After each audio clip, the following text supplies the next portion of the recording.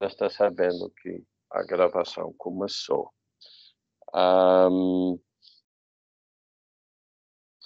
Ok. Beleza. Então, a gente estava aqui neste módulo, na verdade, o primeiro módulo. Deixa-me ver aqui o que acontece. Não acontece nada. Muito engraçado, mas eu posso fazer view, full screen. Full screen funciona. Beleza. Então, ok. A quick overview of notation, isso foi feita. Tá? Eu falei do que tem no livro, da probabilidade. A gente falou essa parte já foi falado, isso foi falado. Binomial distribution, tail bounds, eu falei disso também. Aqui tem números pequenos, números grandes, até incluir alguns exercícios simples para fazer cálculos. Isso foi falado. Então, aqui eu troquei a ordem. Eu achei mais coerente trocar item 2 e 3. Tá? Antes era 2 Bayes Theorem e 3 Birthday Paradox. Tá? Mas eu repito, Birthday Paradox, a gente não vai entrar agora nos detalhes disso. A gente deixa isso para, eu acho que o módulo 5, quando a gente vai fazer o hashing. Tá? Tem alguns assuntos que estou fazendo agora, mas outros assuntos eu deixo para assim que a gente precisa. Né? Assim que a gente chega no ponto que precisa, aí eu vou fazer a parte teórica antes de abordar o assunto mesmo. Tá? Bayes Theorem, Monty Hall já foi falado. Aqui não está. Eu inverti os números, mas não os slides. Tá? O Bayes Theorem eu fiquei de falar no exemplo. Você fez um teste para doença XYZ, o resultado foi positivo. Positivo que hoje todo mundo sabe que indica a possibilidade de você ter essa doença. A precisão do teste é 99%.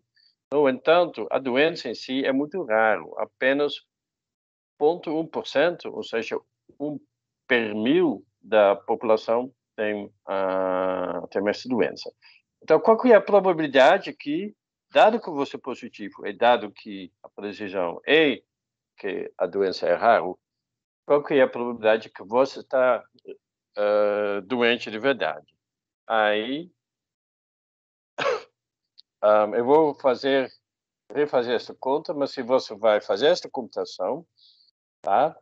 Repare que a precisão do teste, ele fala da probabilidade condicional que dá positivo, dado que você é doente.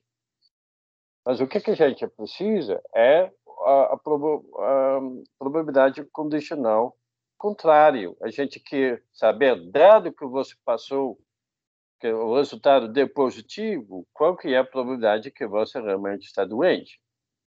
Tá? E eu vou repetir, a gente vai ver mais para frente. Outro exemplo, seres humanos são muito ruins em distinguir essas duas probabilidades condicionais. E aqui a diferença é dramática. Você acha que a precisão é 99%, então é quase certo que estou doente. Não, a probabilidade é apenas 9%. Tá? Aí, aqui é cálculo se você usa o teorema de Bayes. Eu tenho uma pergunta que eu falei do teorema de Bayes restrito e o teorema de Bayes estendido. Esta aqui é o estendido, porque denominador agora foi expandido. Quando o denominador é contraído, então a probabilidade de E dado F Aí, não, perdão, é a probabilidade de E, falei errado. A probabilidade de E, se isso fica no denominador, eu diria que isso é o teorema de Bayes restrito, tá? Mas em muitos exemplos, igual esse exemplo aqui, a gente tem, então, pelo teorema de Bayes, no denominador, a probabilidade de E, e a gente expande isso condicionando as probabilidades no outro evento F, quando F é verdadeiro, F é falso. E se tiver mais do que duas opções, você tem que somar todas essas opções. Tá? Se você vai fazer essa computação, tá? Você vai chegar a esta probabilidade. Agora, só para... Eu já dei essa aula, muitos alunos ficam meio incrédulos e acham que não sei, estou tentando enganá-los. Então, para convencer esse tipo de aluno, eu faço também até está em português ainda, depois um dia eu vou traduzir, mas eu faço um exemplo mostrando aqui com 100.000 pessoas, simplesmente contando pessoas. Então, se você pega aqui 100.000 pessoas e você vai fazer todas as contas, tá? Como que é? Aqui tem, lembra que 1 per 1.000 pessoas está doente, então aqui tem que 100.000, aqui são 100, aqui é o complemento. E aí eu vou aplicar aqui a questão de precisão. Aqui a precisão do teste é igual, tá? Ele é igual para quem está doente e quem está saudável. Nem sempre os testes são assim. Às vezes a confiabilidade aqui, por exemplo, é 99%, enquanto aqui 95%. Mas isso no exemplo dado não é assim, tá? Então aí a gente faz essa divisão. Então o que está chamando a atenção é o seguinte: se você testa positivo, você está na primeira linha aqui. E agora, se você olha essa linha, você tem 10 vezes mais chance de estar saudável do que de estar doente. E por quê? Porque a doença é muito rara. Então, o que acontece é que você tem 10 vezes mais chance, neste caso, de ter o alarme falso do que indicar alguém que tem a doença. Tá bom? Então, eu acho que isso é um exemplo clássico. Sempre que dou aula de probabilidade, eu dou esse exemplo, porque eu nunca tenho certeza se o aluno já viu isso ou não. Eu acho que todo aluno precisa ter visto este exemplo. Alguém tem uma pergunta, alguma dúvida?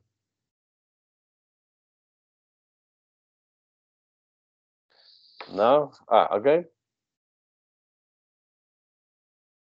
Ok. Beleza. Então eu vou continuar. Isso que já foi falado sobre a probabilidade é o que as pessoas sabem e não o que aconteceu de verdade. Eu dei um para casa. Para casa foi uma pergunta que eu apliquei na prova de teoria de informação no semestre passado. Então, quem é foi aluno desta disciplina, vai ser fácil. E aqui eu falei, eu troquei um pouco as transparências aqui, mas é o mesmo assunto, mas eu achei outras transparências que eu achei mais, mais interessantes. Então, é probabilidade como uma extensão da lógica, exprimindo de graus de plausibilidade, tá? Eu acho pouco provável que vai chover hoje. Na verdade, ontem choveu aqui enormemente, eu molhei completo, estava andando com o meu cachorro. Aqui tem certeza que vai chover, porque tem nuvens cinzas no céu, tá? Isso, de certo modo, exprime subjetividade, mas eu afirmo, estou muito convencido que o nosso cérebro é exatamente programado, depois de anos e anos, séculos e séculos de evolução, o nosso cérebro sabe essas coisas. Aqui tem um exemplo, eu vou fazer rapidinho, que é do livro do James, o livro que eu gosto muito. Ele dá o seguinte exemplo: tem 1 hora de madrugada, um policial está andando na rua, ele está vendo uma pessoa mascarada saindo do janela quebrada, de uma joelheira, e ele tem uma bolsa muito pesada. Aí o policial ele não hesita, mas ele prende esse homem, deduzindo que é um ladrão. Mas qual que é a regra lógica? Eu faço isso na disciplina de matemática discreta, né? Hoje introdução à lógica computacional. Qual que é a regra lógica que faz o policial chegar a esta conclusão? Aí se você vai lá, se você vai verificar todas essas regras, modus ponens, o silogismo hipotético, nada dessas regras pode ser aplicada, tá? E essa que eu acho a grande fraqueza da lógica de predicados, que tem casos que a lógica não modela, não consegue modelar. Mas aí a teoria da probabilidade consegue modelar sim, tá? Então a gente faz, de certo modo, uma extensão aqui da lógica, né? O A é que a afirmação que X é ladrão, B é X se comporta de forma suspeita, e C é a experiência do policial, tá? O que a gente tem quando falando da probabilidade, plausibilidade, é se A é ladrão, então é mais provável que B se suspeita, se comporta de uma forma suspeita, tá certo? Esta é a primeira parte. A segunda parte é que B é verdadeiro, ou seja, X se comporta de forma suspeita. E isso faz que A se torne mais plausível, tá certo? E, então, esta é exatamente o que está por trás das regras de lógica e do raciocínio do policial, no exemplo anterior, tá? Bom, eu não vou entrar nesses detalhes, mas você consegue fazer algumas deduções sobre a plausibilidade. E bom, uma coisa interessante é o seguinte, porque vamos supor, no caso do policial aqui, é possível que existe uma explicação plenamente plausível onde o pessoa que foi preso não é ladrão. Pode ser que o dono do joalheiro ele foi para uma festa mascarada, ele viu que a janela da sua loja estava quebrada e, por precaução, ele acha melhor tirar as joias da vitrina, tá? Então, ah, então bom, eu acho interessante esse tipo de raciocínio. Eu não vou elaborar muito nisso, não. Ahm, mas isso me convenceu, pessoalmente me convenceu que este tipo de abordagem da probabilidade é mais interessante do que a abordagem frequentista. Alguém tem uma dúvida?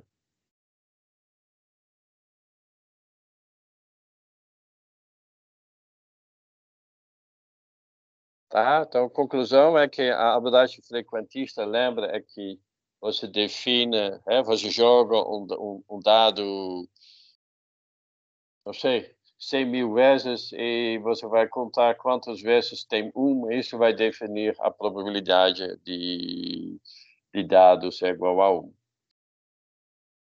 Essa é a abordagem frequentista. Aí eu já falo, olha, mas ninguém vai jogar dado 100 mil vezes ou mais, sabe? Então, tem todos esses aspectos, mas eu pessoalmente acredito que tem outros argumentos, que a abordagem onde as probabilidades são enxergadas como graus de plausibilidade, com graus de convicção, é uma abordagem mais interessante. Ok, vou continuar. Este tópico 3 já foi falado, então não vou fazer isso. A distribuição binomial, falei disso, falei sobre rapidinho, mas eu falei sobre a aproximação pela distribuição normal, no física chama isso de distribuição gaussiana, tá? Mas na matemática chama de distribuição normal. Aí você consegue aproximar a distribuição binomial pela distribuição normal. E aqui é o que eu falei, a parte principal é que nesta transparência anterior, não, aqui, o que está acontecendo se você vai dividir esta expressão por n, aí é o constante, é P. Mas se você vai distribuir esta aqui por n, vai ser P, que é dividido por raiz de n. Então, quando n cresce, o primeiro é constante, enquanto este aqui está diminuindo. Isso é exatamente o que a gente está vendo neste diagrama. O valor média, ele continua lá no meio, igual, não muda, mas a distribuição fica cada vez mais centrada perto do valor média. Fica cada vez mais estreita, cada vez mais esbelta. E aí, isso é uma propriedade que às vezes a gente precisa em alguns teoremas. Isso também foi aquela tabela que eu fiz para vocês. Vocês vão ter que montar uma tabela parecida para casa. Já falei pouco do teoria de informação. Essa vou repetir, foi o final da aula anterior, então vou um pouquinho mais devagar. A primeira parte, então, é a definição de entropia. Entropia é a entropia é uma coisa associada a uma distribuição, a uma variável estocástica ou uma distribuição de probabilidade. Tá? A entropia, ele tenta medir a incerteza de uma distribuição. Tá? E você pode imaginar, tem lá um experimento, aí o experimento é o X maiúsculo e o X minúsculo é uma instância particular, um resultado particular do experimento. Tá? E até a gente pode se perguntar, vamos supor que aqui tem um canal de comunicação, quantos bits a Alice vai precisar para enviar um valor X para B. O valor médio, porque o X é um variável estocástica. Tá? Então, essas duas perguntas são exatamente interligadas. Tá? Qual que é a incerteza média sobre X? Ou sobre a probabilidade, a distribuição da probabilidade subjacente, isso é quase equivalente, tá? E a segunda pergunta, então, qual quantos bits a Alice vai precisar, na média, para informar Bob sobre o resultado, sobre uma amostragem proveniente do X. Tá? Bom, agora a gente tem casos extremos. Primeiro, quando a gente quer medir incerteza. Quando o variável aqui, estocástico, na verdade não tem nenhuma probabilidade, quando, por exemplo, o valor é sempre 1, as outras probabilidades são 0. Então, aí o processo é determinístico, não tem incerteza, então a entropia, que a gente denota como a letra H, vai ser igual a 0.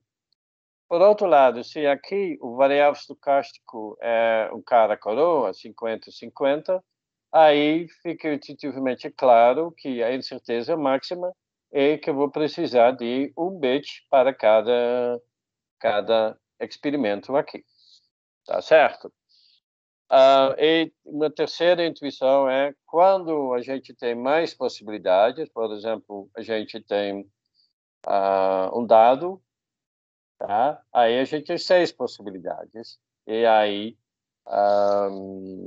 a incerteza fica maior. Tá bom? Então, aí isso nos leva a algumas condições naturais sobre a função de entropia, tá? Essa informação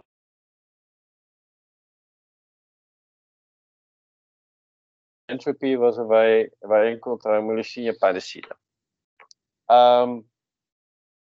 Então, quais são essas condições naturais para a entropia? Bom, primeiro, a entropia tem que ser zero ou positivo, e quando a entropia é zero, quer dizer que, olha, não tem minha certeza, o processo é determinístico, ou seja, uma das opções é 1 e os outros todos são zero.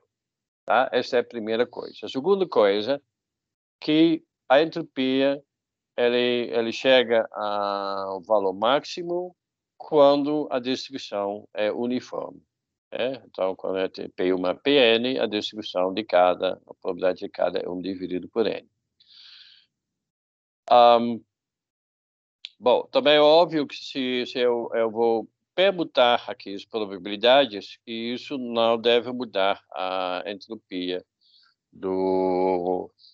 desse valor aleatório, porque é simplesmente arbitrário o que eu chamo de 1 ou 2 ou n.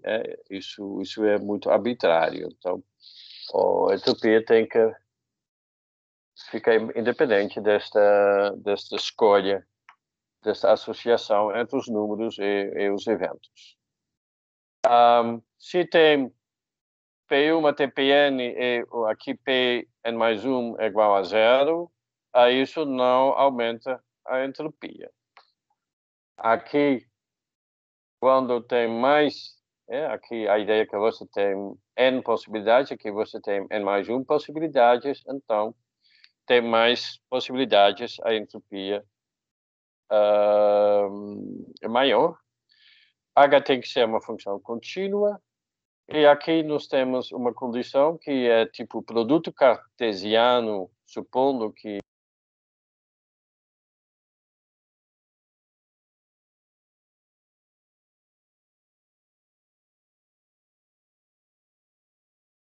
Professor, acho que se mutou. Não sei. Tá com um sinal de mute.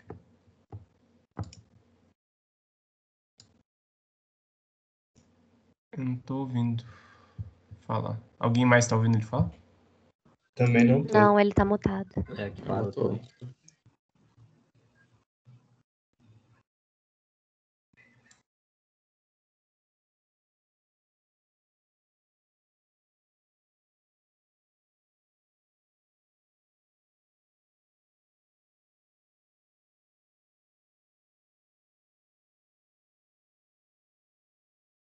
Você está me ouvindo agora?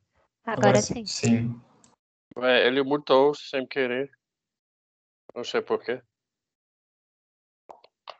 Eu não vi. Ele foi Mudo. Sem querer. Agora estamos ouvindo, né? Estamos. Cortou quando? Quando você terminou de falar sobre o set ali, que era produto cartesiano, enfim. Ah, tá. Então, eu estava querendo explicar quando você tem duas cada coroa, você tem a entropia é 1 mais 1, né? Cada coroa é 1 bit, quando 50-50. Então, 2 vezes cada coroa são 2 bits. Isso é equivalente a uma escolha de 4 possibilidades com distribuição uniforme. Tá? Então, esse seria o exemplo muito simples desta regra 7. Tá? A oitava regra, eu esqueci qual que é. É mais uma coisa mais técnica, eu acho que não merece atenção. Bom, o que acontece se você vai aplicar todas essas regras, você vai perceber que a única função que obedece a todas essas regras é esta função aqui. Tá? Então, a entropia do X, que tem esta distribuição aqui, é menos PI log de PI. Tá? E você vai fazer um somatório disso. Eu não vou entrar muito nesses... Nossa, que chato. Querendo que instale o software no meu celular, de repente. Na teoria da informação, a gente abordou esse assunto muito mais, mas isso não é o objetivo desta disciplina. É só por alto, você tem que saber o que é a entropia de Shannon. O logaritmo, quando eu escrevo LG, é o logaritmo de base 2. E este é o padrão. Base 2 é o padrão para a entropia de Shannon. A gente mede hoje todos em bits. Existem artigos mais antigos que usam o logaritmo base E ou base 10, mas isso funciona da mesma forma, simplesmente constante, não muda nada pelo resto. Mas para nós, o logaritmo aqui é sempre base 2. Tá? Aí você pode pensar, olha, mas logaritmo de zero não é definido, mas isso não é problema, porque o limite de x log x, quando x tende para zero, é zero. Isso é bem definido, então não tem...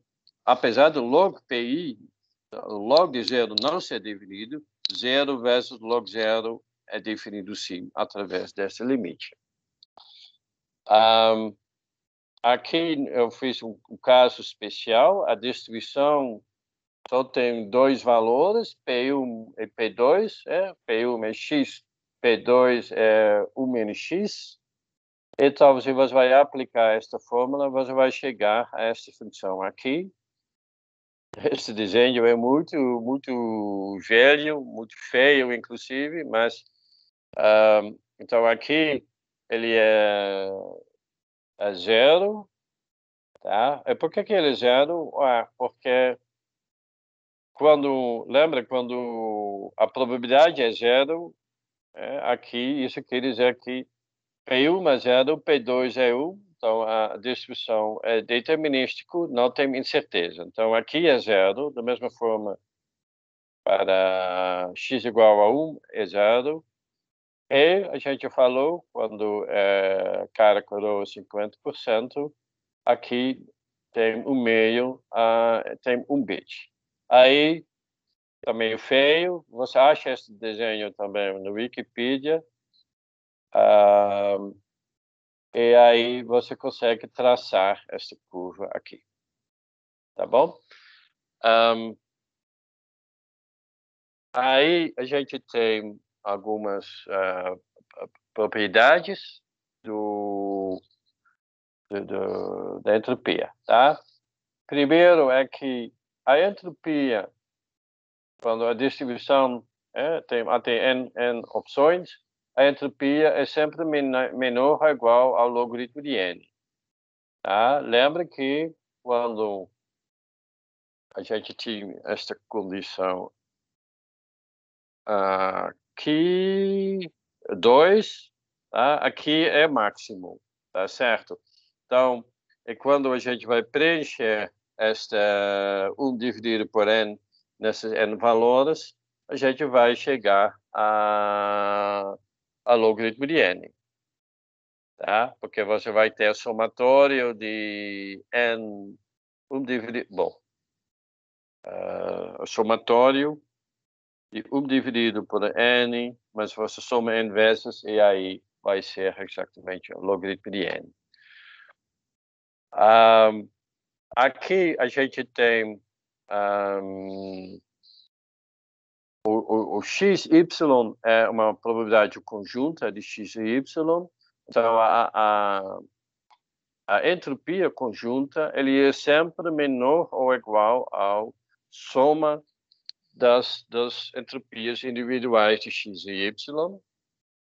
E quando elas são independentes, então x é independente do y, a gente tem igualdade aqui. Tá certo? Que foi exatamente o exemplo que eu dei sobre 2 vezes cada coroa ou a distribuição uniforme com 4 possibilidades. Lembra quando a gente tem x e y, são variáveis estocásticos, você pode fixar o y, aí, fixando o y, a probabilidade condicionada ao evento y, minúsculo, é bem definido, é simplesmente uma distribuição.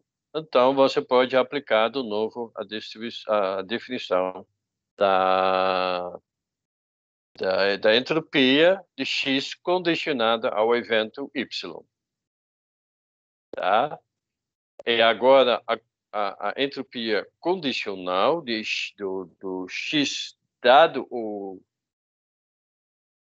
variável estocástico y, agora como que você vai fazer isso?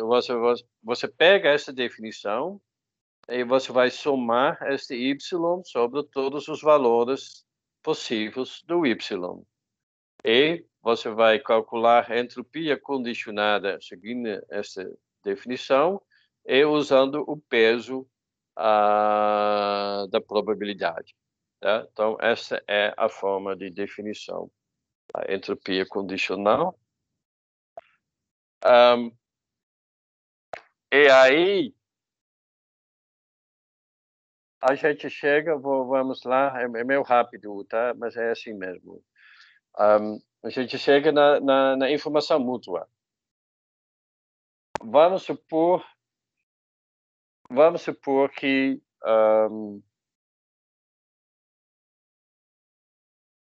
você tem duas situações.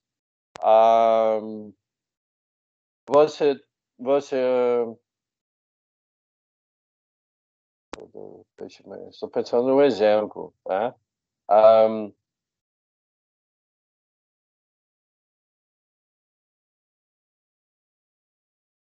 Bom, a ideia é a seguinte: a gente quer modelar, de certo modo, a relação entre x e y.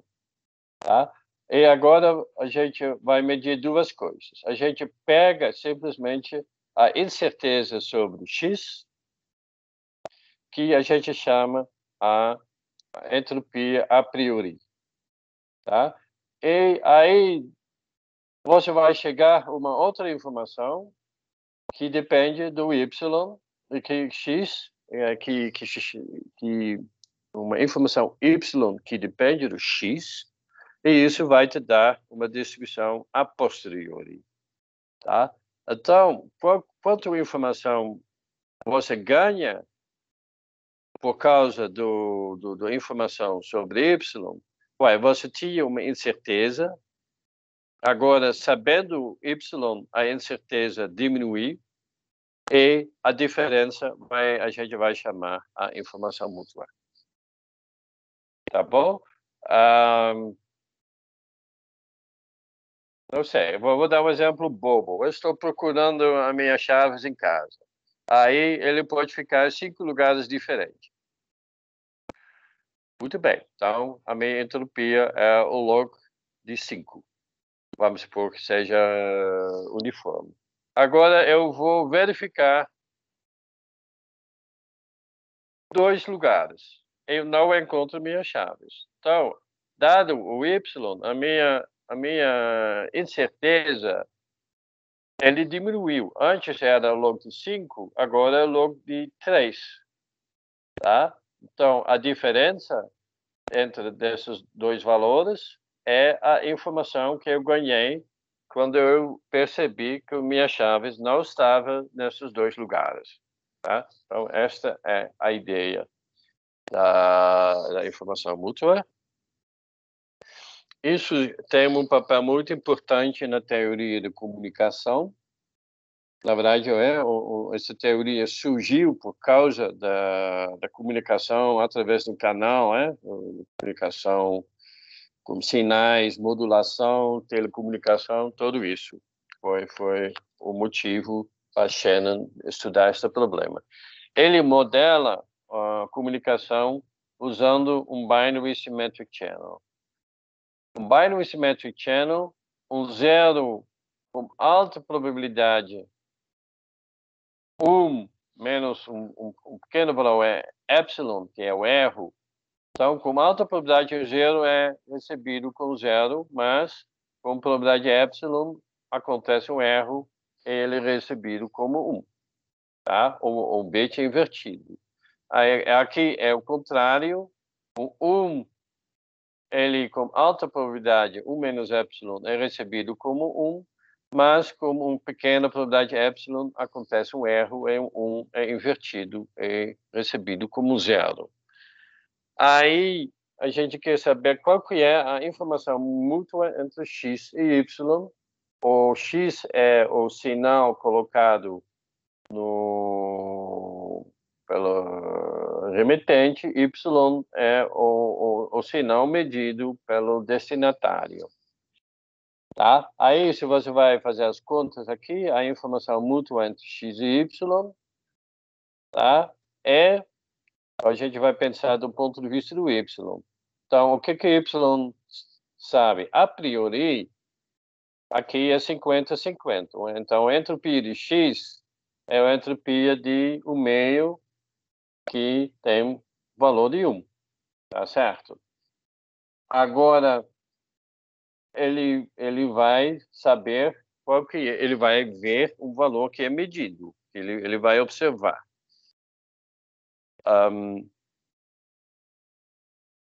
Então, a gente vai exprimir aqui qual que é as incertezas sobre x dado o y, que foi medido, que foi recebido. Aí a gente coloca aqui esta definição, a gente troca esta entropia condicional pela somatória sobre todos os y, py, e aqui é a entropia de x dado o evento y minúsculo, tá? Aí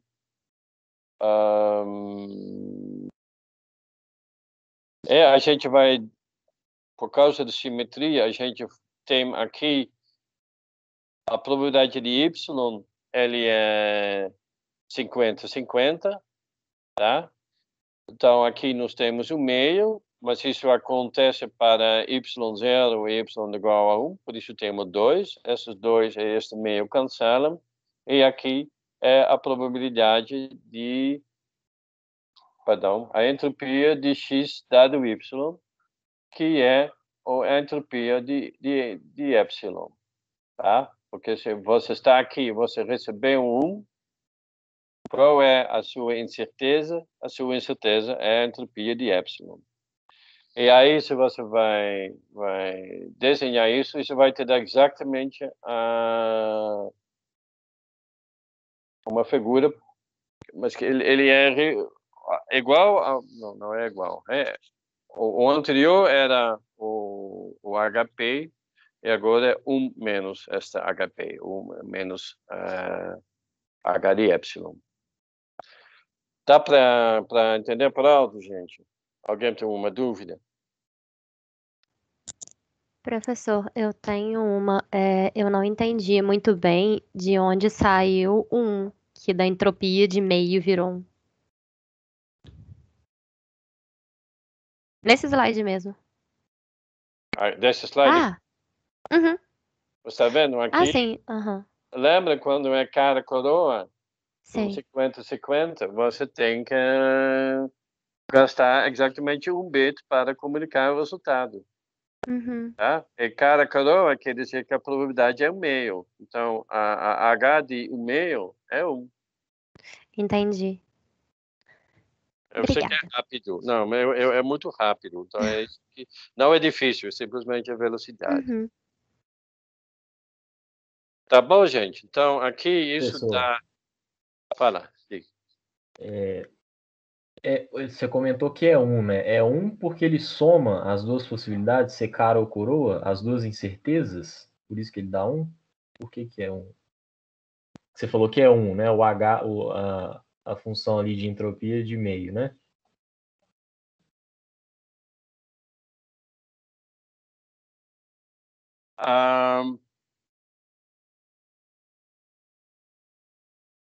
Olha, vamos fazer a conta aqui, tá? Eu tenho aqui, quando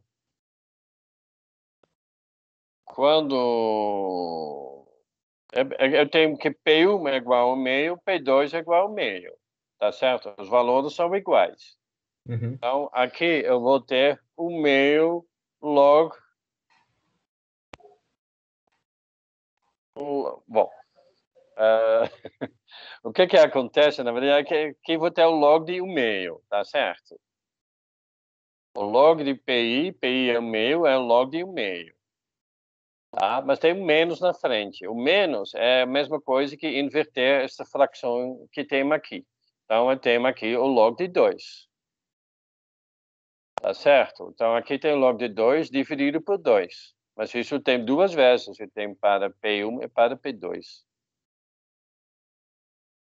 Dá para entender ou não? Acho que melhorou. Eu deveria colocar uma transferência fazendo esta conta. Mas é isso. Mas você tem razão. Isso não está bem explicado. Não, mas beleza. Obrigado. Mas eu vou olhar aqui. Então, coloca aqui. Então, tem que lembrar que, de novo, que este x aqui é igual a 1 meio, e menos x também é igual a meio, e aquele menos, ele é a mesma coisa que você consegue se livrar deste meio, inverter a fração aqui. Então, eu vou ter que 1 meio vezes o log de 2, mais o meio vezes o log de 2. Agora, o log de 2 vezes 2 é igual a 1. Então, eu vou ter o meio vezes 1, mais o meio vezes 1. Isso dá 1. Uhum. Beleza? Beleza. Mas obrigado pela pergunta. Uma coisa que já se aplica agora na área de criptografia é a seguinte questão. Se vamos pegar, simplesmente a gente considera, por enquanto, um texto onde que temos só letras maiúsculas, minúsculas. Aqui nem se considera o espaço. E aí a entropia que você tem é a entropia da distribuição uniforme de 26 elementos. Então, é log base 2 de 26, tá? Que fica entre o log de 16 e o log de 32. Então, fica, pela computação aqui, por 4,70. Tá? Lembra que 17 é 4, 32 é 5, então está certo, né? Mas então, aqui é a distribuição uniforme. Mas se eu considero um texto em português ou inglês, a distribuição das letras não é nada uniforme. Tá?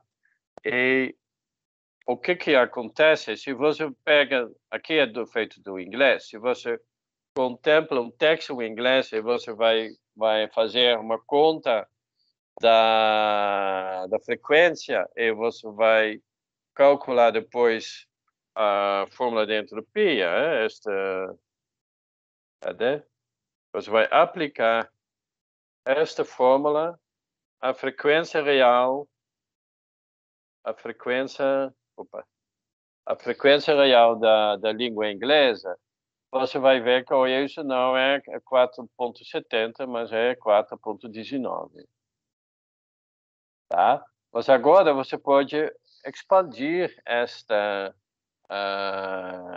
pensamento. Se você vai agora chama digrama. Um digrama é um par de letras. Aqui são pares, e aqui são triplas. Simplesmente outra palavra, tá? Então, se você contempla a distribuição uniforme, você vai ter a entropia de 26 ao quadrado. Perdão, a entropia da distribuição uniforme sobre 26 ao quadrado. Isso vai te dar um dado valor. Agora, se você vai fazer a conta real dos pares, e você vai ver que alguns pares são muito mais prováveis do que outros. Outros, não sei, um Q seguido por um F, acho que nem existe em inglês, sabe? Enquanto o T seguido por H é muito provável. Então, se você vai fazer essas contas, você vai compensar aqui para fazer chegar no mesmo valor. Você vai ver que a entropia ele sai diminuindo. À medida que você vai contemplar substrings de tamanho 2 e 3 e mais, a entropia vai diminuindo. Aqui está meio feio, mas é um infinito que está escrito aqui. Então, a gente pega aqui o substrings do tamanho n e a gente deixa n tender para infinito, você vai chegar a 1.5, mais ou menos. Então, isso quer dizer que se você tem um grande texto que, em termos de entropia, tá? Se você, vamos supor que isso é 4.5, aqui é 1.5, você está vendo que, em termos de entropia, o conteúdo real é 33%, é um terço. Enquanto o resto, que é chamada redundância, ele é 60%. Então, se você consegue, então, desta forma, definir a entropia de uma linguagem e também a redundância. A redundância é a parte que sobra. Tá bom? Então, este é um cálculo, um conceito real que é relevante para a criptografia, porque ele nos conta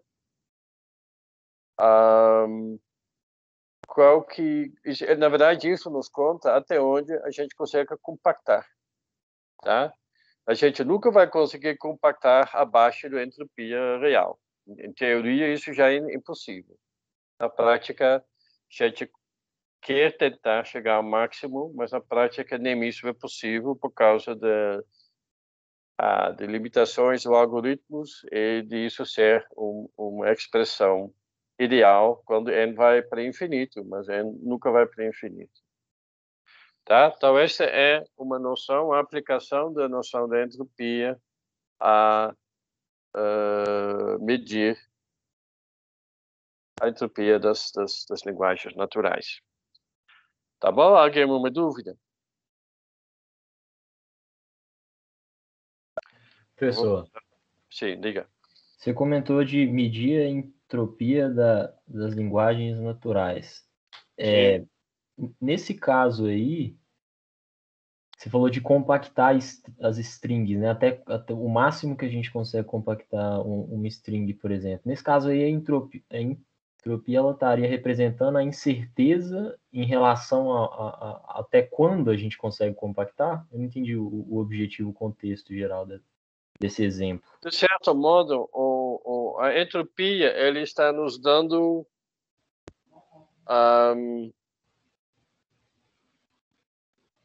vamos dizer assim, né? Se você envia informação, você tem informação intrínseca e você tem redundância. E a entropia está medindo a quanto informação intrínseca que existe. E o resto é redundância. E compactar abaixo desta informação intrínseca não é possível. Isso respondeu a pergunta? Não? Então, por exemplo, você está enviando uma informação verdadeira, uma string, e aí você compacta ela para um valor de caracteres maior, por exemplo. Aí você está medindo até quando a informação verdadeira pode ir?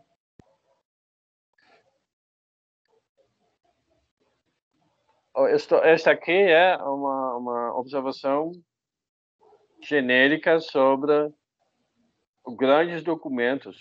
Não sei, você pega lá todos os obras do Shakespeare pela internet, uma coisa assim, e você chega a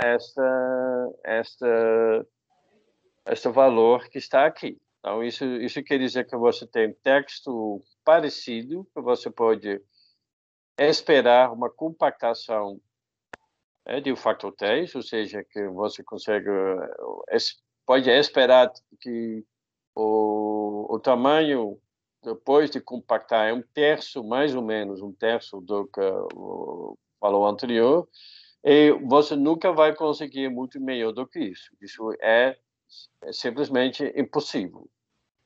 Tá? Isso mas eu peguei esse exemplo, né? São os obras do Shakespeare. Se você pega os obras do Shakespeare, é esquisito porque é uma linguagem que não é a linguagem inglesa.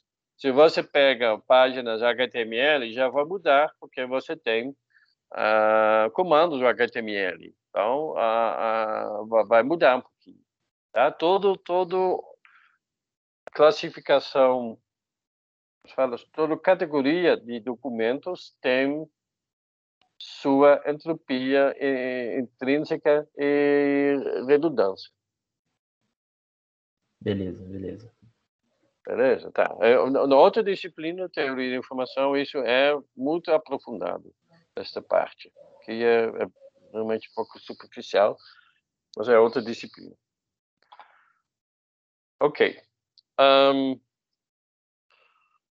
Aí, estou ocupando mais tempo do que imaginava, mas não vou ceder, não.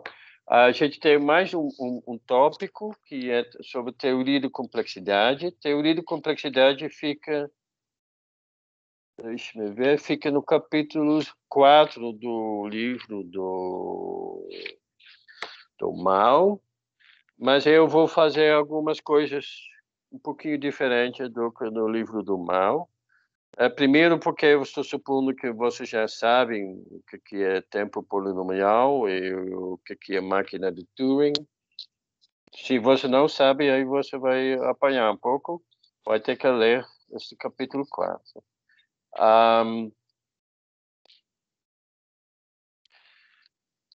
primeira coisa que vocês têm que saber, na verdade, é que grande parte da criptografia é baseado num conceito que se chama função de mão única. Tá? Uma função de mão única é uma função que é fácil de se calcular num sentido, mas é difícil de inverter, ou seja, difícil de se calcular no sentido contrário. Tá? Se você pensa numa função de hash criptográfico, se você talvez já conhece, MD5, por exemplo, SHA-1, qual que é a característica disso? É muito fácil de pegar um string, calcular o hash, mas é quase impossível, a partir do hash, encontrar o string original. Esta é a ideia de uma função one-way. Tem uma categoria sutilmente diferente, são as funções de one way, como chama porta de fundos. Você tem uma informação auxiliar, não sei, auxiliar, adicional, que permite que inverter, que normalmente é difícil, mas com essa informação auxiliar fica fácil. Tá? O exemplo clássico você já deve conhecer, RSA. Normalmente é difícil inverter, encontrar a mensagem original a partir da mensagem cifrada, mas se você sabe qual que são os fatores P e Q do módulo N, aí isso torna fácil. Então, a informação auxiliar, em inglês se fala até o trapdoor information, neste caso, são os fatores P e Q, que é equivalente expoente de encriptação e decriptação. Expoente de decriptação. A gente vai discutir isso profundamente quando a gente chega na RSA, tá? Agora é só que você pega a ideia conceitual do que é um one-way function. Aí, nos inícios da criptografia, logo depois de RSA, tinha muito professor, muito pesquisador que tinha um conhecimento muito forte na teoria de complexidade, P, MP completo, coisas assim. E isso em si deu uma boa fundação à área de criptografia, mas também tinha suas limitações, tá? Porque, na verdade, a teoria não sei, um problema NP completo, o livro gasta um tempão sobre isso, mas isso é pouco relevante. Primeiro é o seguinte, os dois problemas mais importantes na área de criptografia hoje são factorar e logaritmo discreto, tá? E nenhum dos dois problemas é NP completo, tá? Elas são localizados num classe de complexidade que se chama algoritmos ou problemas exponenciais. Eu vou explicar daqui a pouco o que elas são. O segundo problema da teoria de complexidade clássica é que elas são tipicamente preocupadas com o pior caso, tá? Mas eu não sei se vocês sabem, né? Mas se você pega, por exemplo, aquela questão de problema padrão do MP completo, é o satisfiability, aí tem o free satisfiability. O que acontece neste caso é que a grande maioria das instâncias, na verdade, são fáceis de calcular. É apenas uma pequena área em que não existe um algoritmo tempo polinomial, tá? E aí, para a criptografia, isso é ruim. A gente precisa se preocupar com todos os casos e não apenas com os piores casos. Matei, quando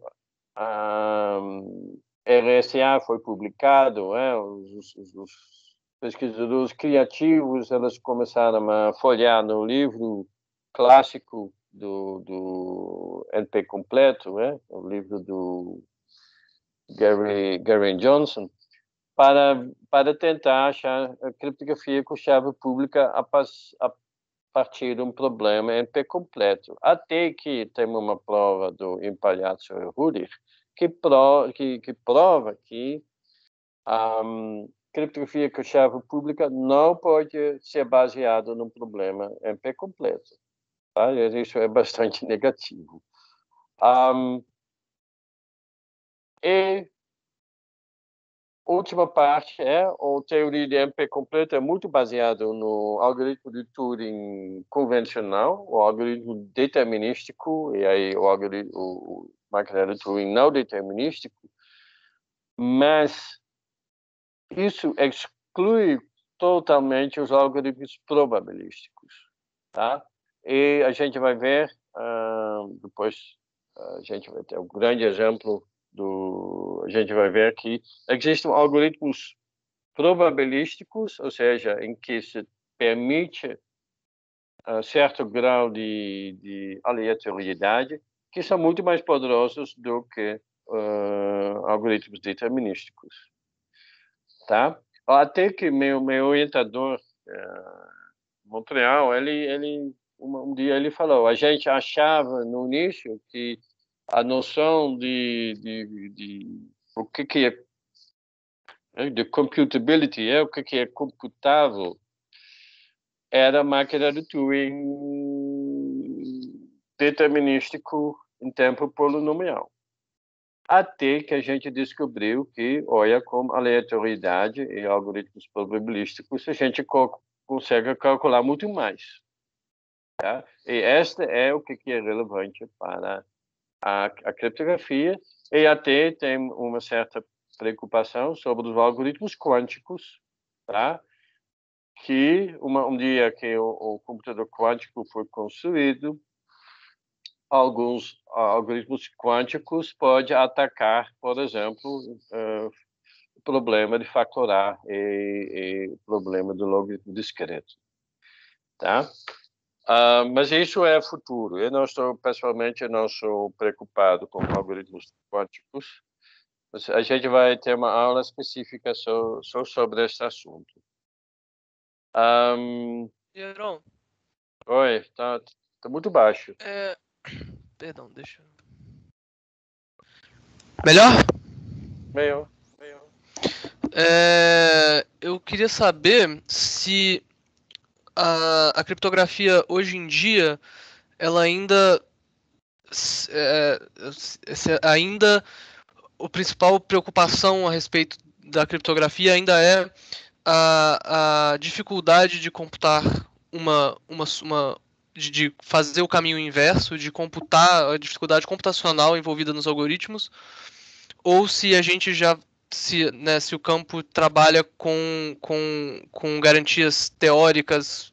Eu pergunto porque eu estou fazendo Quantitative Information Flow e o Mário fala muito que ele trabalha mais com garantias teóricas e ele não soube me responder se o campo de criptografia ele também adota esse tipo de garantia teórica ou a gente ainda trabalha mais com as garantias baseadas em dificuldade de computação.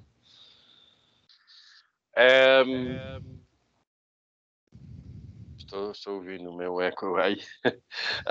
Perdão. Você vai ver que a criptografia, a abordagem do Mário, a teoria que é usada lá é a teoria de informação.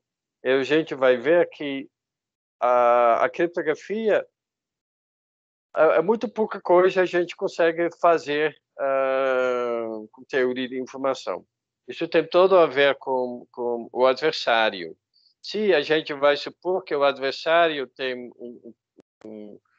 recursos computacionais infinitos, a criptografia é reduzida a muito poucos protocolos, inclusive o protocolo que eu vou explicar ou daqui a pouco ou na aula que vem, tá? É muito pouco. Eu vou até falar.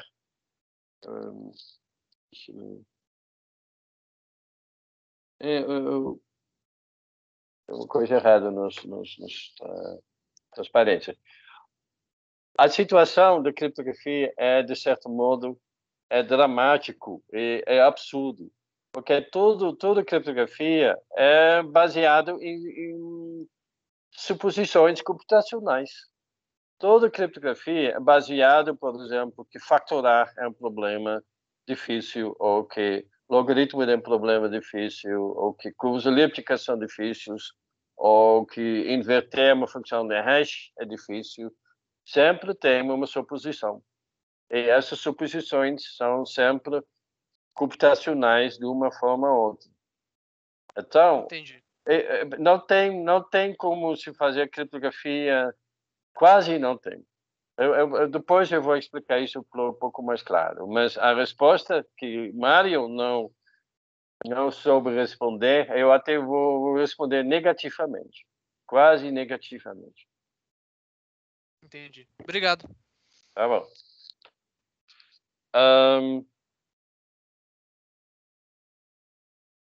Eu não sei. Aqui. A transferência deu um pouco errado. Eu acho que aqui eu esqueci de incluir um slide. Eu dei uma vez uma palestra sobre, na verdade, até a criptografia teórica, até onde isso é útil e até onde isso não é útil. Eu tinha um monte de observações. Uma é que, por exemplo, o teorema pode ser verdadeiro, mas isso não prova que não existe que é seguro na prática. Tá? Então, a gente tem que pensar muito quando a gente aplica teoria, até onde isso é verdade na prática. Eu vou deixar isso para uma próxima aula. Tá? Eu vou ainda voltar a esse assunto, então, preocupa não. O que eu queria fazer para esta aula, está parte no livro. Eu quero saber de vocês, vocês sabem, o que você sabe sobre algoritmos probabilísticos? Quem já ouviu falar numa disciplina do classe BPP, por exemplo? Alguém pode me falar disso?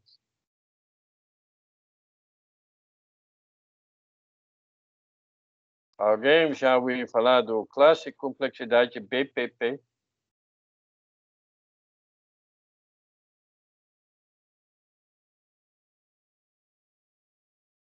Ninguém?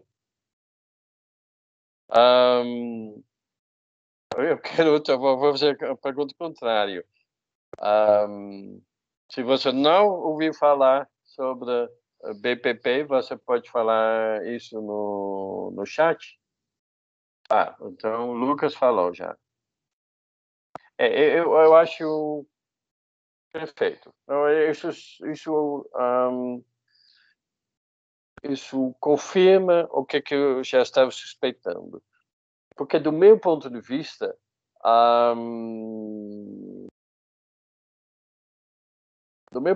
os algoritmos probabilísticos são muito importantes. E eu sinto que, às vezes, eu gostaria de dar menos ênfase nos algoritmos determinísticos e um pouco mais nos algoritmos probabilísticos. Mas eu vou levar isso para meus colegas do grupo de teoria, ver se a gente consegue incluir isso no currículo. Eu vou dar uma breve introdução desses algoritmos. Você não precisa se preocupar muito com isso, não. É só por alto, tá? Eu vou falar rapidinho sobre a classe exponencial que existe. Então, algoritmos probabilísticos.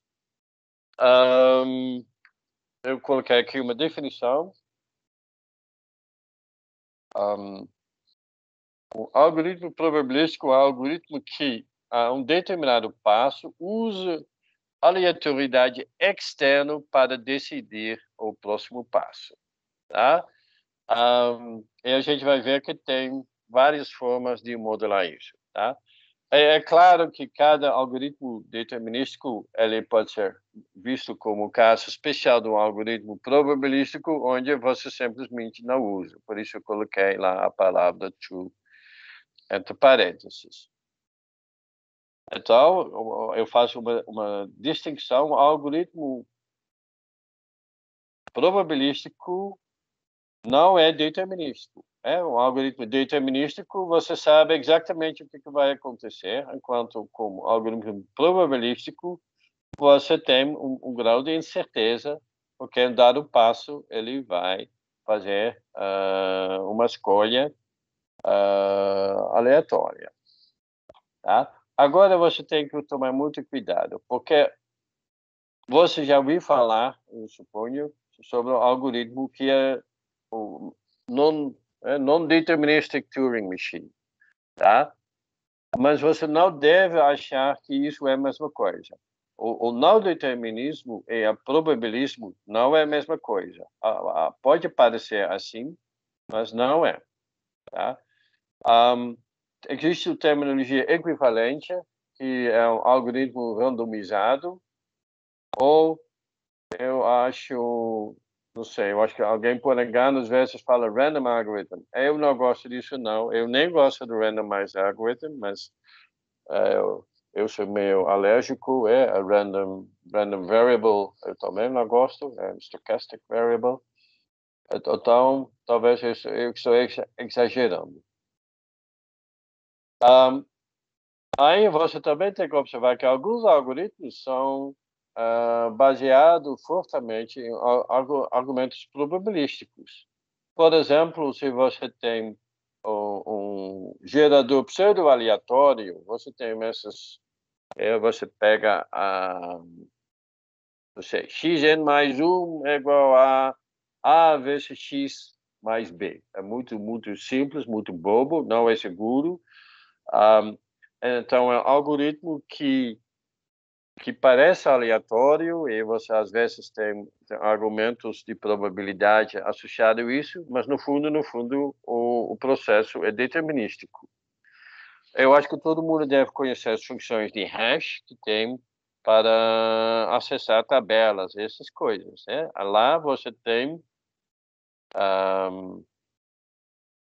se não me engano, esses algoritmos são, no fundo, determinísticos, mas você escolhe, como se fala? Como que eu falo isso? Bom, os argumentos e as análises desse tipo de algoritmos probabilísticos. E aqui está quase caindo. Observe que existem algoritmos que são determinísticos, dado que a chave ou semente, dado a chave ou semente. Se você tem um algoritmo de encriptação, você sabe a chave, o algoritmo é determinístico. No entanto, a gente está supondo que o adversário não sabe qual é a chave. Tá bom? Alguém... Deixa eu continuar, depois tenho uma dúvida.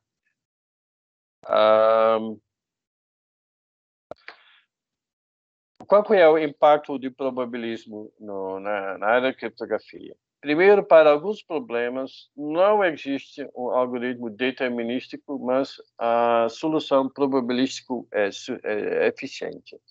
Não sei se você conhece esses problemas de algoritmos distribuídos, em que você tem,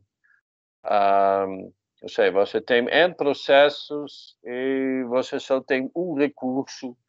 E aí todos esses processos querem pegar esse recurso e aí vai dar deadlock e coisas assim.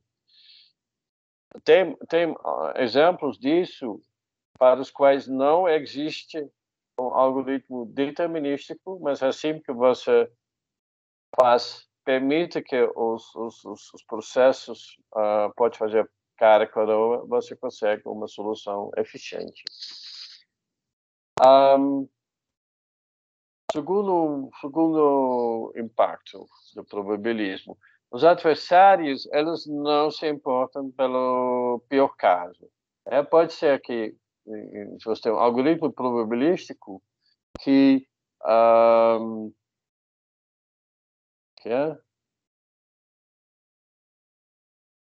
o que importa é que o algoritmo funciona para aquela instância em particular.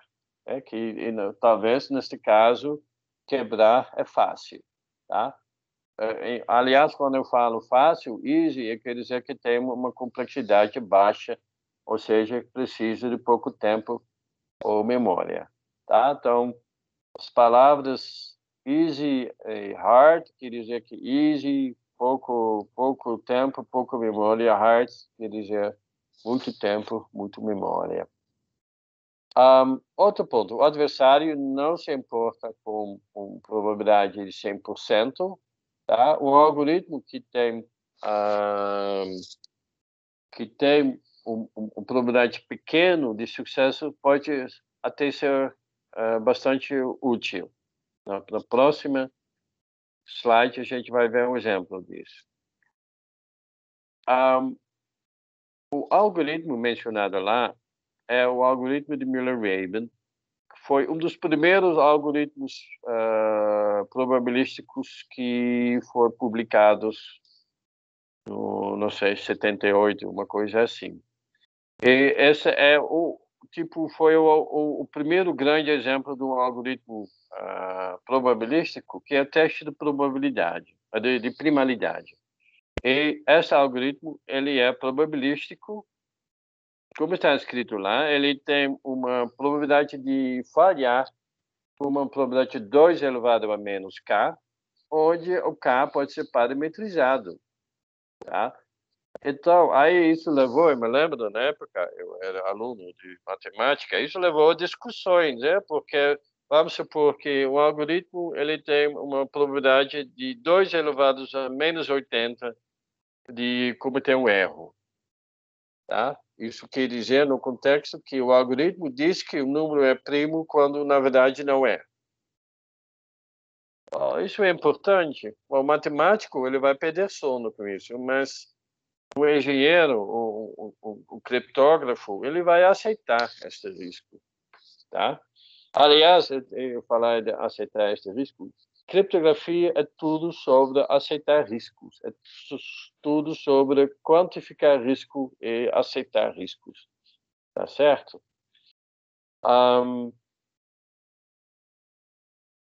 Tá? E aqui tem outro ponto, é que até uma pergunta agora na lista, que eu não acho que existe criptografia sem incerteza ou sem aleatoriedade. Então, os algoritmos probabilísticos, os protocolos probabilísticos, são inerentes à criptografia. Tá? Então, a gente não tem como não estudar esta área. Alguém tem alguma dúvida?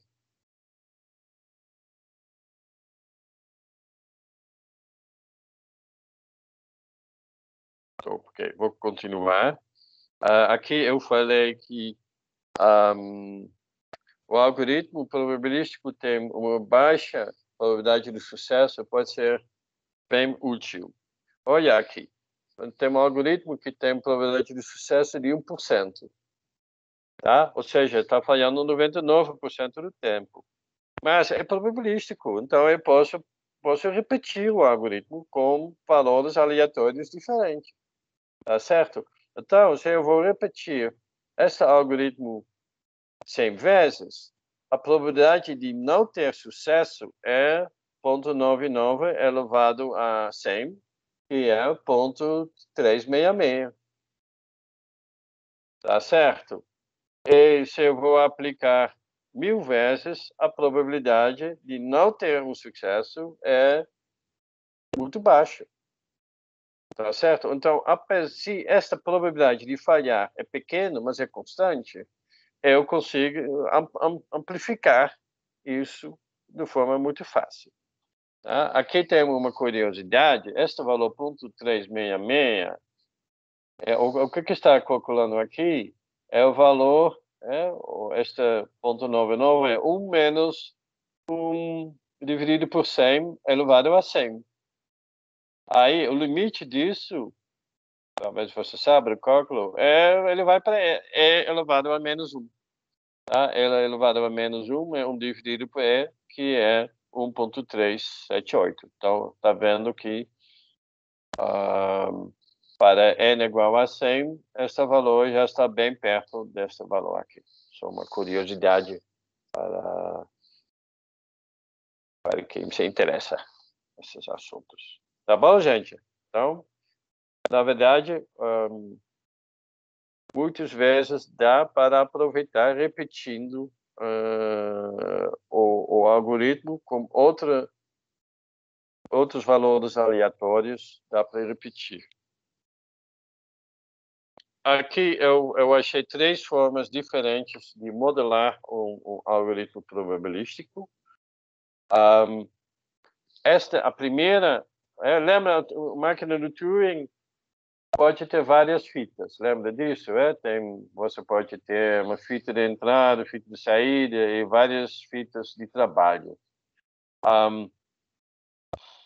Bom, uma coisa que a gente pode pensar é que normalmente a gente tem essa função de transição delta, você pega o estado atual e o símbolo abaixo da fita, isso vai te dar um novo estado, isso vai te dar um novo símbolo na fita e a máquina vai para a esquerda ou para a direita.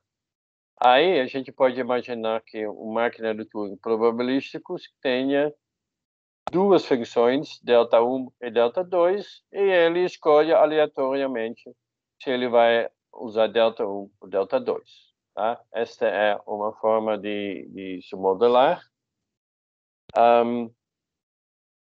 O 2, de certo modo, eu prefiro este pensamento.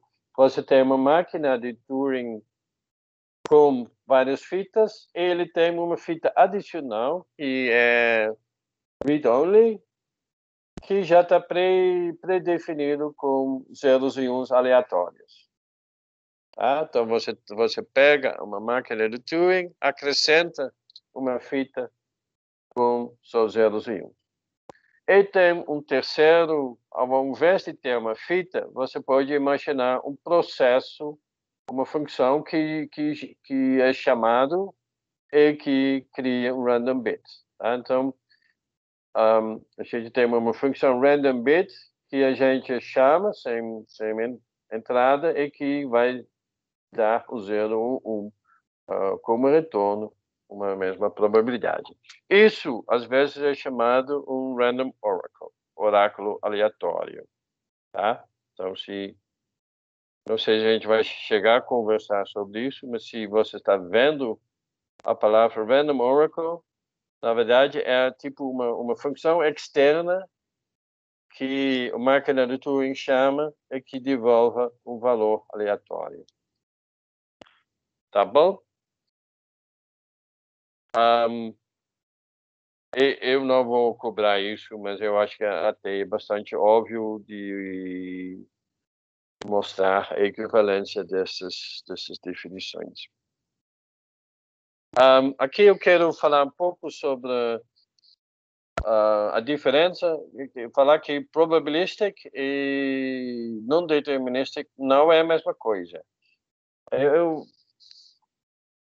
esqueci de incluir aqui o diagrama do FTC, mas lembra o seguinte, se você tem uma máquina determinística, uma computação é simplesmente uma sequência de estados, sequência de... tem essa palavra, instantaneous description, ou de configurações. Tá? E essa sequência não tem bifurcações, o processo é determinístico. Se você lembra da máquina não determinística, a sequência de computações era uma árvore, ela tinha bifurcações. E, então, a gente começa no estado inicial, e aí a gente tem uma árvore, e tem ramos, tem caminhos na árvore que são infinitos, que levam a nada, mas a gente define como complexidade o caminho mais curto que leva a um estado aceitante. Tá? Este é o modelo não determinístico, então é como se a máquina de Turing está fazendo computação paralela, que ele está seguindo todos esses possíveis caminhos ao mesmo tempo.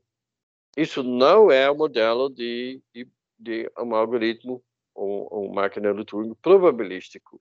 O máquina de tuning probabilístico é um caminho, e quando tem uma bifurcação, o algoritmo ele tem que escolher qual caminho que ele vai fazer. E, na verdade, pensando bem, se você já programou algoritmos de busca em árvores, você já consegue imaginar o que é uma computação probabilística. Então, mas é importante que você distinga na sua cabeça claramente esse conceito probabilístico e não determinístico. Não pode confundir essas coisas.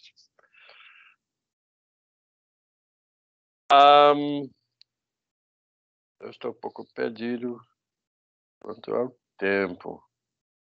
Deixa eu dar uma olhada aqui no meu celular.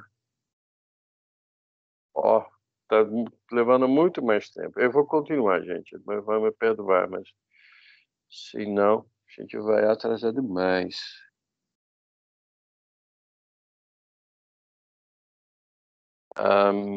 Ok, essa parte era para ser 50 minutos, uma coisa assim. Tá, eu vou rápido. Vou encerrar em 10 minutos, tá? Lembra que se você, em termos de complexidade, a gente sempre fala de uma linguagem, tá certo?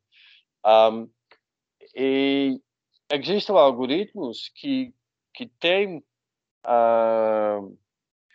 que usam probabilismo, mas que não tem nenhum erro. Então, a probabilidade que o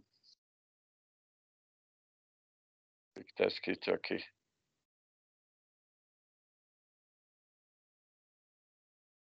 É estranho.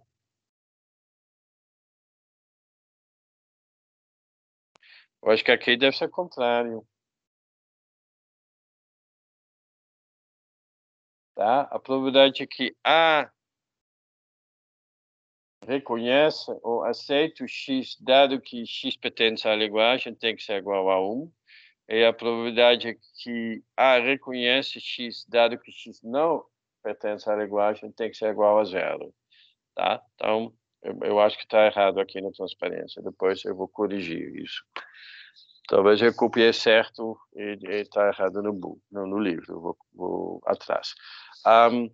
Quicksort, eu acho que todo mundo deve conhecer Quicksort. Quicksort é um algoritmo que, se você se lembra, tem esses pivôs. Ele escolhe 2 pivôs e vai jogar os elementos de baixo e de cima deste pivô, dividindo, eu acho que em 3 classes, e isso recursivamente. O resultado do Quicksort é sempre correto. A lista dos números do Quicksort é sempre completamente ordenado, mas tem uma certa incerteza quanto a tempo de execução. Tá certo? Então, eu pulei essa parte, mas os algoritmos probabilísticos, eles são usados para acelerar, normalmente, o tempo de execução, e, dependendo do tipo de algoritmo, eles admitem um erro. O classe ZPP, que está aqui, não admite erro, mas a gente vai ver que tem outras classes que admitem erro, sim. Tá? O classe de Monte Carlo, tá? Ele tem a seguinte característica, que eu falo aqui, eu uso uma terminologia um pouquinho diferente do livro. Eu falo do false rejection rate e false acceptance rate, tá? Não, isso está errado. Ok, eu vou pular essa parte porque está errado. Eu não estou false rejection rate. Não, está certo. Espera aí. A false rejection rate é 0. Então, a probabilidade quando A reconhece X, dado que X pertence a L, deve ser igual a 1. Não é igual a 0. Então, está errado. Eu vou verificar o slide e verificar o livro. Dado o tempo, eu prefiro resolver desta forma.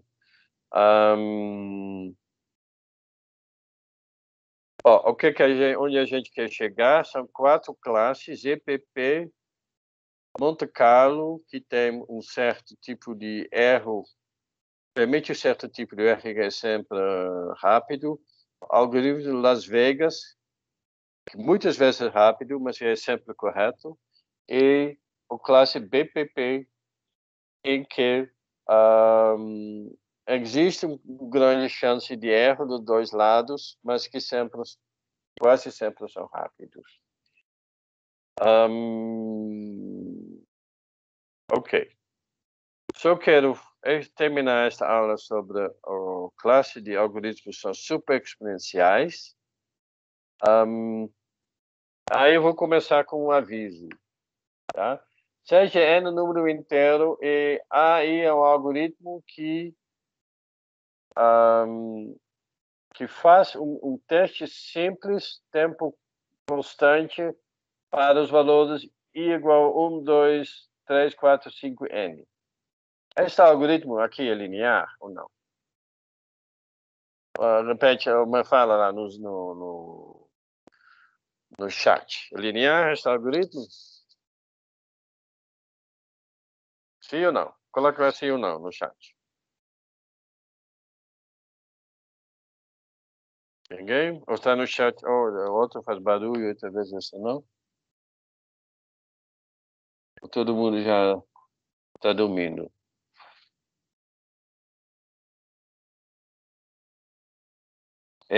Todo mundo acha que sim, né? Eu também achei que sim. Mas sabe qual que é o problema, gente? O problema é que quando a gente mede... Ué, eu faço pergunta, Thiago? Porque se não tem minha pergunta, nem faz sentido essa transparência. Então, o problema é não. É por quê? Porque a gente mede a complexidade não no tamanho não no n, mas no tamanho do n. O tamanho do n é o log n. Temos aqui nzão e nzinho, e a gente está sempre calculando complexidade, levando em consideração o tamanho do número. Tá certo? Então, esse algoritmo, na verdade, ele é exponencial. Tá? E por que eu estou dando esse aviso? Porque isso é, quando a gente pensa em factorar n, o logaritmo discreto, a gente pensa como nzão é o número, tá? Mas quando a gente está medindo a complexidade, a gente tem que pensar no tamanho do número. Então, neste caso em particular, é muito importante que você... eu uso aqui n minúsculo como o tamanho do n maiúsculo. Eu acho que essa é uma convolução prudente. Tá? Então, neste contexto em particular, quando uma pessoa usa n maiúsculo, n minúsculo, você tem que ficar atento se elas usam realmente o número ou o tamanho do número. Aí a gente chega na definição do superexponencial. Eu acho que fica mais fácil, talvez, olhar pela segunda expressão aqui, tá? O que a gente tem? A gente tem aqui E elevado a N alfa.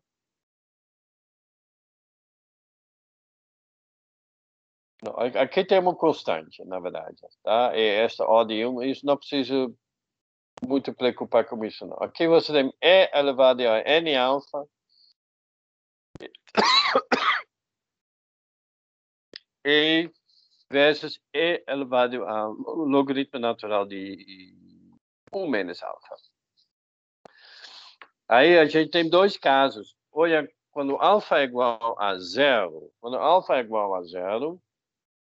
o primeiro parte cancela, então a gente tem E elevado ao logaritmo natural de n. Tá certo? Agora, o logaritmo natural de n é elevado ao logaritmo natural de n e n. Então, a gente tem n elevado a uma constante. Então, para alfa igual a 1, esta expressão aqui dá polinomial. Agora, quando alfa igual a zero, esta classe dá polinomial. Agora, quando alfa é igual a 1, acontece o contrário. Aí a gente tem E em constante versus N, é quando esta parte aqui vai desaparecendo. Tá certo? Então, a gente tem E elevado a N, essencialmente, que é exponencial. Tá certo? Então, o que acontece? Que, tipicamente, esses algoritmos para factorar e para calcular o logaritmo discreto, eles ficam nessas zonas cinza desses valores quando alfa é igual a 1/2 ou alfa é igual a 1/3.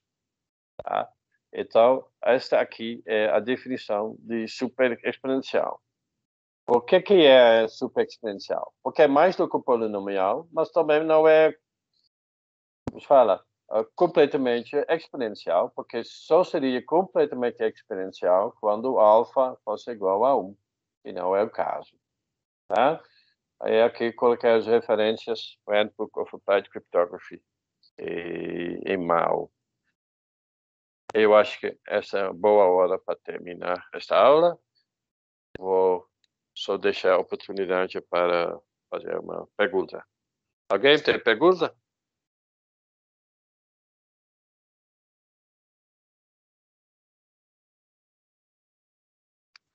Ok, então vamos encerrar. Obrigado pela atenção. E eu vou dar instruções quanto à entrega da lista, que já foi agora, na verdade. Eu vou ver. Amanhã eu decido. Ou se não tem resposta, eu vou abrir lá no Moodle das duas turmas. Tá bom? E eu vou amanhã também fazer a lista referente a este assunto. Eu vou pegar essa parte dos classes de complexidades probabilísticos, vou deixar bem light, tá? A gente não precisa se preocupar com tudo isso. O livro é muito completo, o livro do Mao é muito detalhado nisso. Eu peguei um curso de complexidade quando eu fiz meu doutorado sobre todas essas classes, e depois eu quase nunca usei realmente. Então, eu não acho que é essencial para a disciplina, tá bom? Mas é bom saber que existe. Então, também não é ruim, não. Tiago, fala. Professor, só uma pergunta com relação à prova. A gente pode se basear nas listas com relação às questões ou vai ser algo muito diferente daquilo? Você já pensou nisso? Em princípio, as listas devem ser uma boa índice de como que serão as provas, né? Eu acho injusto fazer uma prova muito diferente do que da lista. Não, a ideia é fazer uma coisa parecida, tá? Uma prova, ele tem não sei, tipicamente tem 5 perguntas. Tem uma pergunta que é fácil, 3 que são médias e 1 que é difícil, tá? Mais ou menos assim. Tá. Se você se esforça pelas listas, eu acho que você está muito bem preparado para a prova. Não, beleza. Eu tinha uma outra pergunta, me fugiu aqui agora. Depois, se eu lembrar, eu mando lá no grupo. Manda no Zap. Eu quero falar que eu não sou muito online do Teams. Então, se você tem uma coisa urgente, é melhor enviar pelo WhatsApp do que pelo Teams. Não, beleza. Eu uso Teams para dar aula, mas o resto do tempo eu não uso Teams, não. Não, tranquilo. Eu lembrei aqui. As listas, você vai disponibilizar para a gente um gabarito? Eu costumo discutir as listas numa aula. Eu não vou prometer que eu vou dar uma gabarito. Não tenho ainda isso na minha cabeça. Mas eu acho que a discussão na aula vai ser suficiente. Tá? Tá, E joia. aqui, às vezes, posso dar uma lista, talvez com permissão de um aluno, e dar isso como gabarito. Tá, joia, então. Tá? Obrigado. Você pode me cobrar. Se você acha que está insuficiente o grau de detalhamento do gabarito ou das respostas para as listas, você pode pode falar. Tá? Eu tenho ainda muito trabalho esta vez, estou fazendo tudo de zero, essencialmente. Então, estou fazendo transparências, estou fazendo listas. E o gabarito de listas está um pouco mais baixo na lista de prioridades. E talvez aqui o ano que vem, quando estou repetindo a disciplina, aí eu vou realmente fazer o gabarito direitinho. Mas para esse ano não tenho essa previsão. Tá bom. Obrigado. Ok? A outra pessoa, a outra dúvida?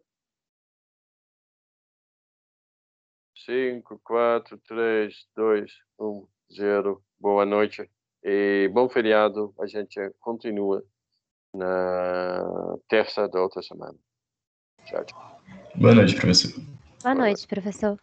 Boa noite, professor. Obrigado. Tchau, tchau, boa noite. Boa noite, obrigado.